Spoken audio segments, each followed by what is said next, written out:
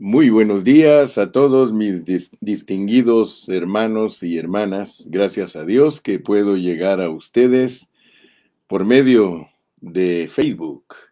Aquí estamos. Hoy es martes 14 de junio martes 14 de mayo. Ya me estoy adelantando un mes. Martes 14 de mayo del año 2024. Gracias al Señor porque puedo presentarles el mensaje número 114 de las 42 generaciones que Dios usa para que Cristo nazca en esta tierra. Gracias al Señor. Podemos leer en Mateo capítulo 1 y versículo 15.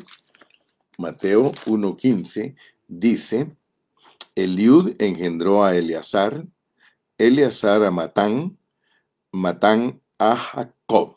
Ayer estudiamos a Matán y cubrimos el segundo mensaje de Matán, que quiere decir regalo de Dios, y pudimos entender lo que es tener dentro de nosotros el don inefable. Gracias a Dios que entendimos que ninguno de nosotros como cristiano puede decir que está experimentando el regalo de Dios, el don inefable, el don indescriptible, si no tiene generosidad. Hoy vamos a hablar de Jacob. Jacob, porque dice ahí que Matán engendró a Jacob. Cuando nosotros leemos la Biblia, muchas veces hay una mención de del nombre 2 veces, a veces 3 veces, a veces 4, y aún encontramos unos que hasta 7 veces están en la Biblia, y uno encuentra diferentes contextos, lo cual significa si un nombre está en la Biblia y lo encontramos 7 veces en toda la Biblia, pues tenemos que estudiarlo bajo su contexto. Pero los últimos personajes que hemos estado estudiando después de la deportación son personajes que, debido a la deportación, no hay mucha información de ellos. Pero su nombre, al estudiarlo, al escudriñarlo, se encuentran todas las características de ese nombre registradas en la Biblia. O sea que ese nombre tiene explicación. Uno puede dar explicación de ello, como por ejemplo Matán, Matán, regalo de Dios. Pues tenemos que buscar en la Biblia dónde está el regalo de Dios y usamos el versículo más sobresaliente en la Biblia acerca de Matán. Y el más sobresaliente es: gracias a Dios por el don inefable. O sea que el regalo de Dios, gracias a Dios por el regalo inefable, o sea, indescriptible. Hoy, al llegar a Jacob, ustedes saben que aunque no hay información específica acerca de el Jacob que fue engendrado por Matán, nosotros tenemos que ejercitar nuestro espíritu por medio del conocimiento que Dios nos ha dado de su palabra, ¿verdad? Porque quiere decir que alguien que está consciente del regalo de Dios, del don inefable, va a producir un Jacob. Entonces nosotros tenemos que entender quién es un Jacob. Y para entender el nombre Jacob, pues lógicamente tenemos que usar la historia de Jacob. Ese hombre que, si nosotros nos damos cuenta, hay muchos capítulos escritos acerca de él. Empieza desde el capítulo 25, pasa por el capítulo 28, llega al capítulo 35 y continúa porque Jacob es el que Dios usa para producir un José. O sea que si ustedes se dan cuenta, de él nace José. Pero esto no es casualidad. Yo quiero que ustedes se den cuenta, por favor, al estudiar aquí en Mateo, fíjense que aquí hay un paralelismo. Así se llama cuando hay una cosa en el Antiguo Testamento y otra en el Nuevo, pero que indican lo mismo. Y les voy a decir por qué se puede usar Jacob para hablar del aspecto que queremos hablar hoy. Miren, dice el versículo 16, y Jacob engendró a José, como que se repitiera la historia de Jacob. Entonces el Espíritu Santo nos abre el entendimiento y nosotros tenemos que ver a través de este Jacob del Antiguo Testamento, el Jacob del Nuevo Testamento. Porque el Jacob del Antiguo Testamento también engendra al José. Y en el Nuevo, Jacob otra vez engendra a José, lo cual significa que tenemos sombras. Tenemos sombras para respaldar la universalidad del mensaje en la Biblia. La Biblia solo tiene un mensaje, y es que todos conozcan al Padre Celestial, conozcan a Jesucristo, que es el enviado, y que conozcan a Jesucristo en resurrección, que es Cristo y la iglesia. Yo sé que algunos no están acostumbrados a estudiar la Biblia de esta manera porque se les va a hacer misterioso decir que Cristo es la cabeza y el cuerpo, pero así es. O sea que el Padre es la fuente, el Hijo es el conducto y el Espíritu Santo el ejecutor o el consumador, el que lleva a consumación las cosas. Y gracias a Dios por ello, mis amados hermanos, porque esto es precioso cuando Dios le da a usted entendimiento. Entonces, para que nosotros sepamos lo que es experimentar a Jacob, porque de hecho tenemos que experimentarlo porque de eso se trata, de Jacob va a nacer José y de José el esposo de María, María va a dar a luz a Cristo. Ok, entonces la primer cita que queremos tocar es Génesis 25, para tener una idea correcta de lo que es experimentar a Jacob para que Cristo nazca. ¿Ok? Allá en el Antiguo Testamento fue experimentado por Jacob en sombra. A él le nace un José que es tipo perfecto de Cristo. Entonces, Génesis 25, podemos leer desde el versículo 19. Leamos desde el 19 en adelante. Dice, estos son los descendientes de Isaac, hijo de Abraham. Abraham engendró a Isaac, y era Isaac de 40 años cuando tomó por mujer a Rebeca, hija de Betuel arameo, de Padán Aram, hermana de Labán arameo. Y oró Isaac a Jehová por su mujer, que era estéril, y lo aceptó Jehová, y concibió Rebeca, su mujer. Y noten esto, pues. Y los hijos luchaban dentro de ella. Y dijo, si es así, ¿para qué vivo yo? Y fue a consultar a Jehová. Y le respondió Jehová, 2 naciones hay en tu seno, y 2 pueblos serán divididos desde tus entrañas. El un pueblo será más fuerte que el otro pueblo, y el mayor servirá al menor. Cuando se cumplieron sus días para dar a luz, he aquí había gemelos en su vientre.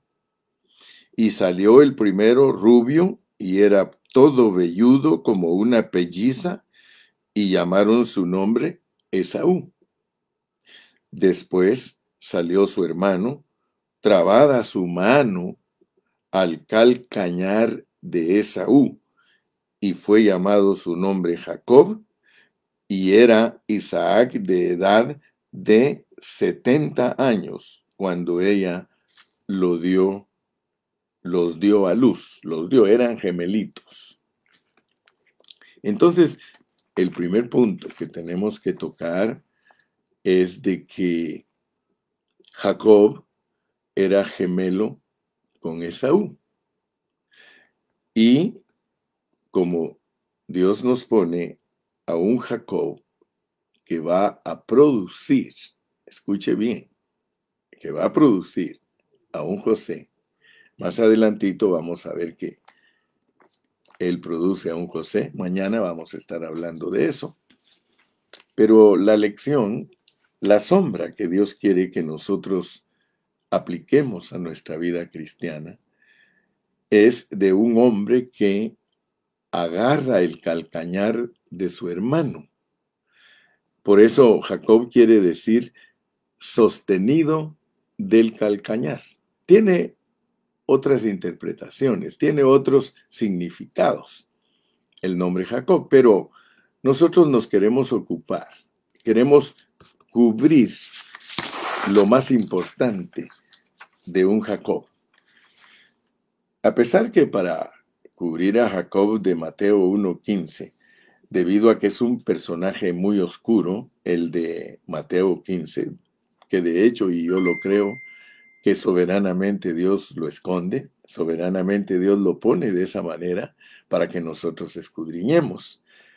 Entonces, debido a que el Jacob de Mateo 1:15 es muy oscuro, sabemos y sentimos en nuestro espíritu que el Espíritu Santo nos ha dejado una gran cantidad de versículos, hasta capítulos enteros, para darnos la definición y la experiencia de lo que es Jacob. Porque nos presenta toda la vida de Jacob, que es un cuadro completo de un hombre totalmente transformado. Y ese es el primer punto que nosotros tenemos que alcanzar a ver. ¿Cómo se inicia la vida de un Jacob? La vida de un Jacob se inicia suplantando, por eso antes del capítulo 35 no se habla nada de que Jacob tomara la posición que Dios le había dicho que tomara. Solo vemos que era suplantador, que sufrió, que estuvo trabajando para Labán, que le iba duro, que sufrió por 20 años. Bueno, usted solo va a encontrar cosas semejantes a esas. Y por eso tenemos que entender bien qué es lo que Dios nos quiere dar a conocer a través de la vida de Jacob. Porque Jacob es un personaje para Dios muy especial, porque él inicia su vida peleándose con su hermano desde el vientre. Y eso pues nos ayuda a entender cosas que vienen desde la vida del espíritu.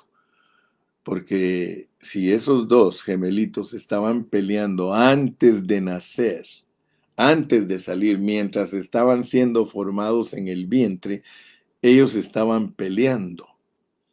Y cuando uno estudia la Biblia adecuadamente, uno se da cuenta que Esaú representa a la carne. Esaú representa al hombre viejo. Y por eso es que debemos de poner mucha atención. Porque a pesar que históricamente todos sabemos que Jacob representa a los israelitas y Esaú representa a los árabes. Usted lo puede estudiar detalladamente todo eso. Siempre ha habido un conflicto entre los judíos y los árabes. Y eso es algo que Dios mismo lo puso de esa manera. Dice Génesis 25:22, y los hijos luchaban dentro de ella, y dijo, si es así, ¿para qué vivo yo? Y fue a consultar a Jehová. Y Jehová le respondió, 2 naciones hay en tu seno, y 2 pueblos serán divididos desde sus entrañas. Entonces nosotros no tenemos conflicto de entender las luchas que se llevan a cabo en el Medio Oriente, peleas entre árabes y judíos, porque eso Dios lo diseñó de esa manera. Y nos debe de asombrar, porque esa es una sombra de algo que sucede en nosotros. Cuando pelean los judíos con los árabes, Dios nos está predicando a nosotros, los cristianos del Nuevo Testamento, la pelea que hay entre nuestro espíritu y nuestra carne. Por eso dice que son opuestos. Pero está diseñado por Dios de que el mayor servirá al menor. Analicemos eso, porque estoy tocando la primera parte de la vida de Jacob. Y tenemos que entenderla porque tenemos que saber lo que es experimentar a Jacob si queremos ser vencedores. Entonces analicemos, veamos cómo lo pone Dios, porque Dios lo pone de una manera soberana y que no debe de haber conflicto en nosotros para entenderlo, sino que sencillamente lo apliquemos. Fíjese, si Jacob es el espíritu y Esaú es la carne, quiere decir que Dios nos está mostrando que en nuestra experiencia para dar a luz a Cristo, va a haber toda la vida una pelea de nuestro espíritu con nuestra carne. Nuestro espíritu siempre va a querer hacer las cosas que le corresponden a Dios. Nuestra carne se va a dedicar a las cosas terrenales. Y esa es una guerra, una guerra. Así que nosotros tenemos que entender que nuestra vida cristiana es una batalla. Por eso dice, pelea la buena batalla de la fe, y dice que es una buena batalla porque no la peleamos nosotros. Todo esto que está aquí es soberano. ¿Quién va a ganar? Va a ganar Dios. Va a ganar Dios. Ahora, en la caída se nos muestra a nosotros que se perdió el orden divino que traía el hombre creado, formado y hecho. Traía un orden divino. O sea que originalmente el hombre fue hecho perfecto, el hombre fue creado en Cristo Jesús. Entonces el hombre no tenía problema. Su espíritu era el amo, su espíritu era el amo, su alma era el mayordomo. Cuando ya lo ponen aquí en el Edén, su espíritu era el amo, su alma era el mayordomo y el cuerpo era un siervo. Pero la manera que Dios nos muestra la caída del hombre es de que se invirtió ese orden. El orden se invirtió y el alma resultó siendo el amo. Y el espíritu se volvió el mayordomo y el cuerpo siempre ha sido siervo. Pero el orden divino es de que el mayor sirva al menor. O sea que el orden divino de Dios en la forma que nosotros tenemos que operar es que nuestra alma tiene que servirle al espíritu. ¿Por qué? Porque el espíritu es donde mora Cristo y el alma tiene que sujetarse a esa vida espiritual y el cuerpo solo obedece sea al alma o sea al espíritu.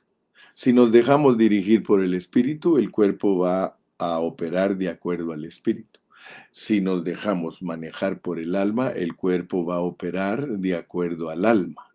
Entonces, este es mi primer punto que yo le presento a usted para que vea que el Espíritu Santo nos tiene presentado a Jacob como la sombra de nuestro funcionamiento.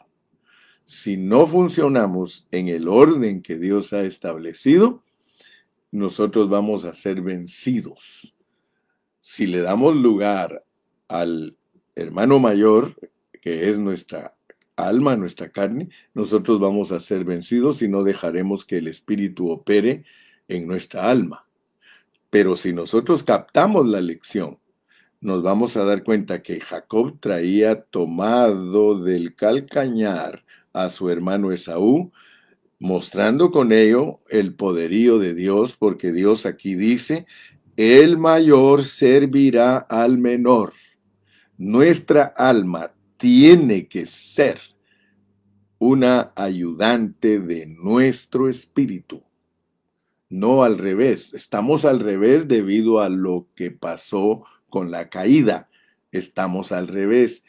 Perdimos la comunión, perdimos la gloria, perdimos todo lo que Dios nos había dado en la vida del Espíritu y lo muestra por medio de metáforas en el libro de Génesis. Amén. O sea, pues, que ya le presenté el primer punto. Ahora vámonos al segundo punto que queremos ver, porque, como les vuelvo a repetir, si me pongo a predicar de Jacob, predicaría hasta 20 mensajes, 20, 25, 30 mensajes, porque la vida de Jacob en la Biblia tiene muchos capítulos, muchos versículos, mucho análisis, mucho detalle, pero no queremos alargar las 42 generaciones, sino tocar lo básico. Primer punto, espíritu y alma al servicio de Dios, en un orden divino, el mayor sirviendo al menor. Luego entramos al capítulo 28. Vayámonos al capítulo 28 y versículo 10. 28, 10. Yo quiero que ustedes, por su cuenta, siempre lean la Biblia, por favor. Lean todo el capítulo 28 y ustedes van a darse cuenta que allí hay relatos que debemos aplicarlos espiritualmente a nuestra vida, pero me voy hasta el sueño de Jacob. Salió pues Jacob de Beerseba, fue a Harán y llegó a un cierto lugar y durmió allí, porque ya el sol se había puesto, y tomó de las piedras de aquel paraje y puso a su cabecera y se acostó en aquel lugar. Y soñó, y he aquí una escalera que estaba apoyada en tierra y su extremo tocaba en el cielo. Y he aquí ángeles de Dios que subían y descendían sobre ella.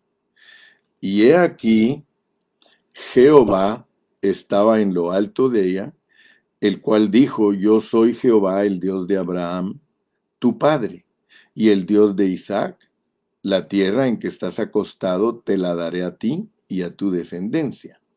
Será tu descendencia como el polvo de la tierra, y te extenderás al occidente, al oriente, al norte y al sur, y todas las familias de la tierra serán benditas en ti y en tu simiente. Note pues que las promesas son las mismas que Dios le dio a Abraham, a su papá, a su abuelo.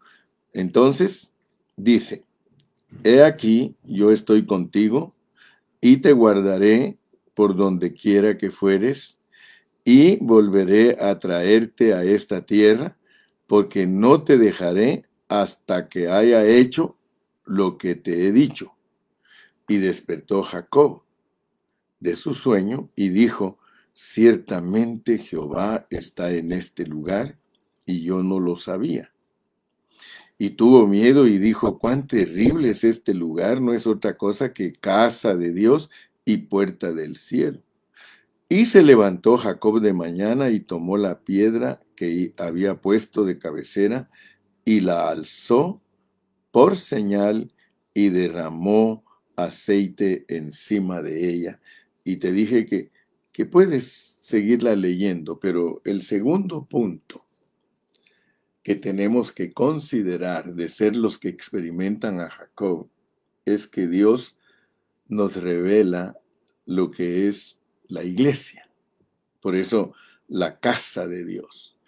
Y a mí me llama mucho la atención porque la casa de Dios es el Betel, el Bet-El, el Bet-El.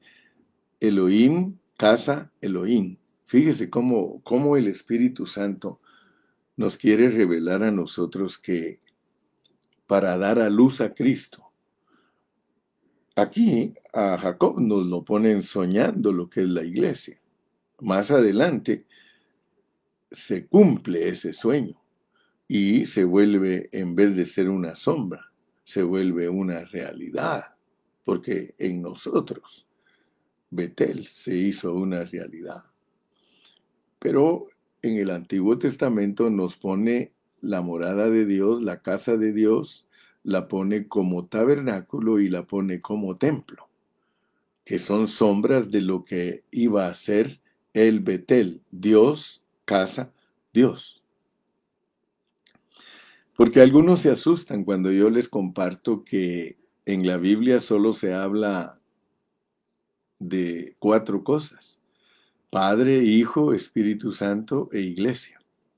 Pero la iglesia va conectada con el Espíritu Santo. La iglesia es Cristo, Cristo ensanchado, Cristo multiplicado. Por eso es que la casa de Dios en hebreo se dice El Bet El, porque es Dios, casa, Dios. Y ese es un secreto, un misterio grande de Dios que nos haya hecho partícipes a nosotros, los Jacobs, que nos volvamos la casa de Dios, porque esto que era un sueño para Jacob, en el horizonte se veía como una realidad que iba a llegar a ser una casa viviente. En realidad, esta revelación que Dios le dio a Jacob, uno no sabe si él estaba entendiendo todo lo que Dios le estaba dando. Es posible que lo haya hecho sin entenderlo. Pero ahora nosotros tenemos esa bendición, y el segundo punto de los Jacobs es entender que somos la casa de Dios. Ningún cristiano que no entienda lo que es la casa de Dios puede llegar a ser un vencedor para dar a luz a Cristo espiritualmente. Y quiero decirle que la vida de la iglesia nos va a llevar a algo muy glorioso, porque la vida de la iglesia es algo que Dios diseñó para que allí nosotros seamos transformados. Una iglesia normal es una iglesia donde todos sus miembros se protegen el uno con el otro. Nosotros no estamos para condenar a la gente. O sea que Dios mismo nos dice a través de Cristo, Cristo mismo lo dice: yo no he venido a condenar al mundo, sino a salvarlo. Y todos nosotros estamos aquí en la tierra peleando nuestra batalla para no perdernos, para ser vencedores. Entonces Dios ha provisto de una entidad, de un organismo que se llama iglesia, para que todos allí armoniosamente, siendo cojos, siendo fallones, siendo personas que necesitamos de Cristo, ahí nos puso junto con nuestros hermanos para que todos nos cuidemos, nos protejamos. Y qué precioso, porque Dios puede usar a un hermano para que lo cojo no se salga del camino. Dios puede usar personas para que nosotros mantengamos una vida pura e íntegra. Y pues gracias a Dios, ¿verdad? Porque es lo que hizo Cristo. Cristo, cuando agarró a la mujer en su pecado, no la apedreó, sino que le dio una oportunidad y le dijo: vete en paz y no peques más. Qué lindo cuando nosotros entendemos lo que es la vida de la iglesia. Y yo alabo a aquellos que han entendido lo que es la iglesia. Yo he leído muchos artículos acerca de la iglesia, y algunos dicen, la iglesia, dice, se ha vuelto un conjunto de hipócritas y de gente mala, porque dice, llega uno que apenas va a empezar, dice, y ahí está el que tiene ya 20, 25 años, y en vez de ayudarlo a que crezca espiritualmente, lo empieza a criticar en la manera que se viste, en la manera que se arregla, en cosas exteriores, y en vez de ayudarlo a que crezca en la vida de la iglesia, lo corre. Otros han puesto que la iglesia es un hospital donde están todos los enfermos, y que el doctor de doctores, que es Cristo, les está dando las recetas de las medicinas correctas para que ellos se sanen. Muy bien. Entonces ya te presenté el segundo punto.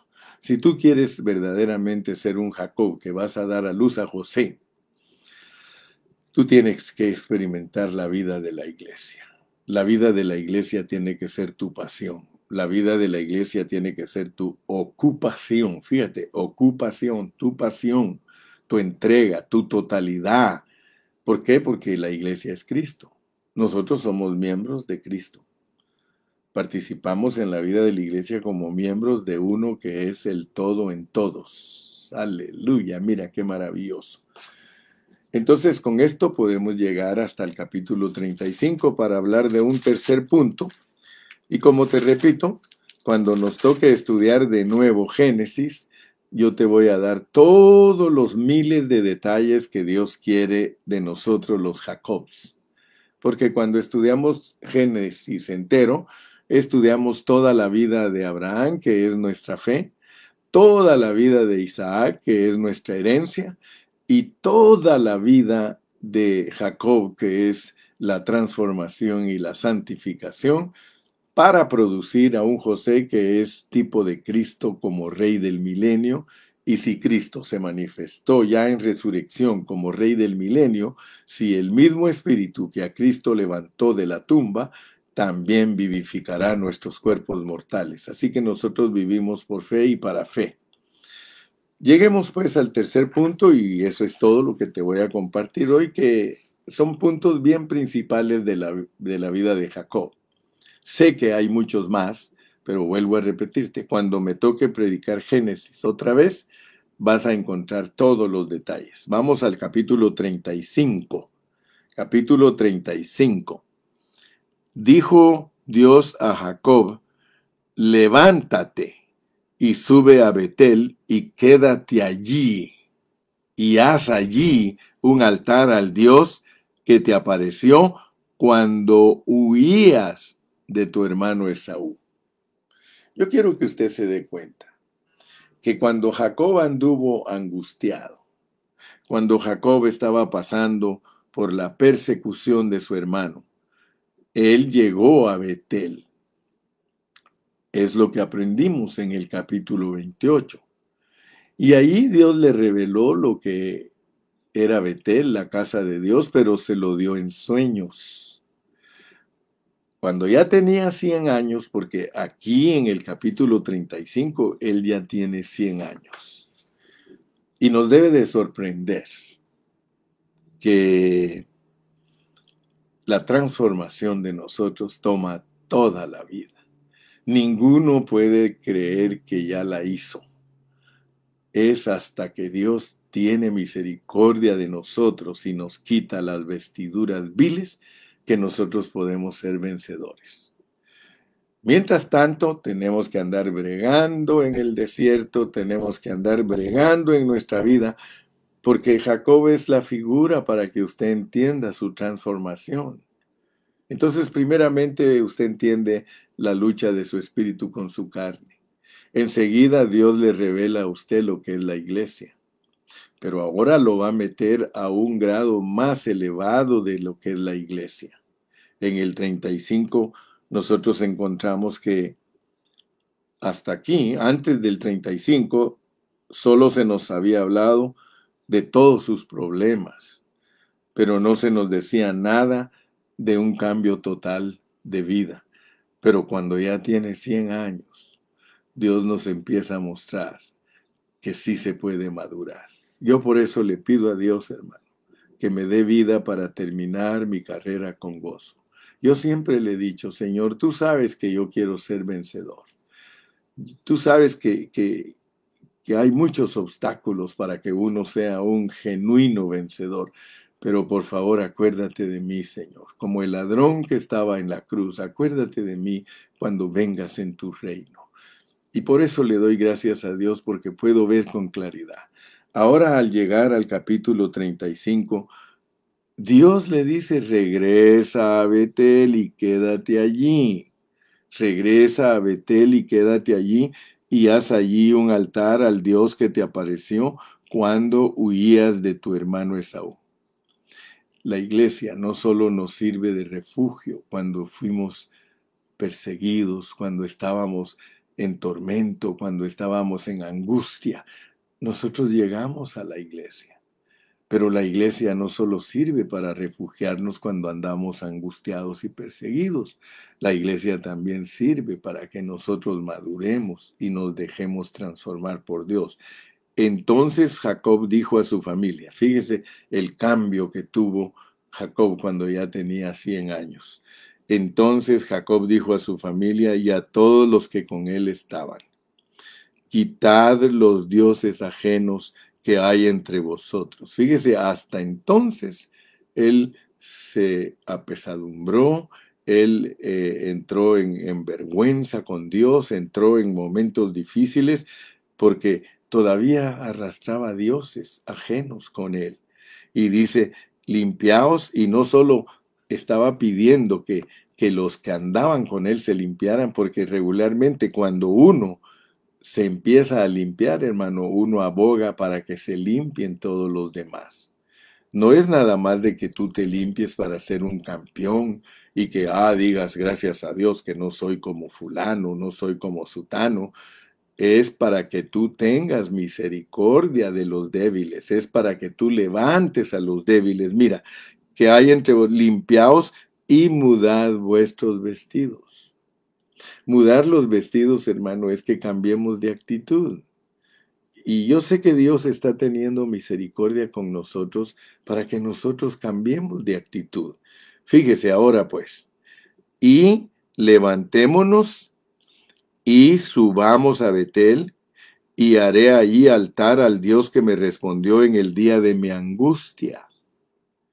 Uno antes de ser maduro, hermano, es angustiado, es probado, es pasado por fuego y ha estado conmigo en el camino que he andado.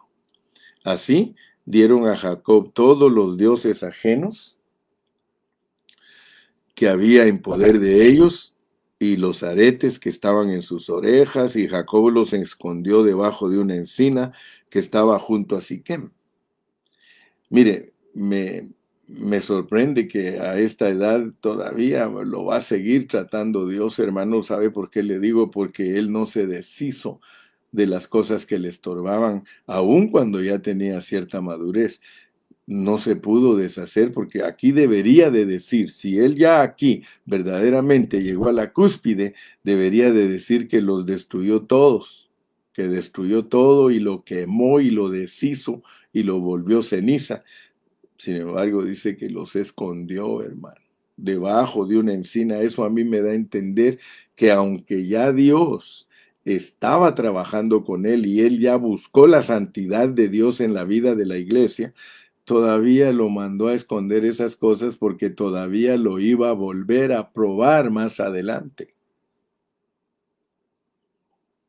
Y salieron, y el terror de Dios estuvo sobre las ciudades que había en sus alrededores, y no persiguieron a los hijos de Jacob. Fíjese que el primer paso de ya madurez aquí se empieza a ver cuando él ya tiene 100 años, y por haber él actuado en quitarle al pueblo los ídolos y cosas que estaban estorbando en sus cuerpos, Dios hizo que sus enemigos le tuvieran miedo. O sea que Dios es el que vence nuestros enemigos cuando nosotros vamos colaborando con Él para subir de grado en este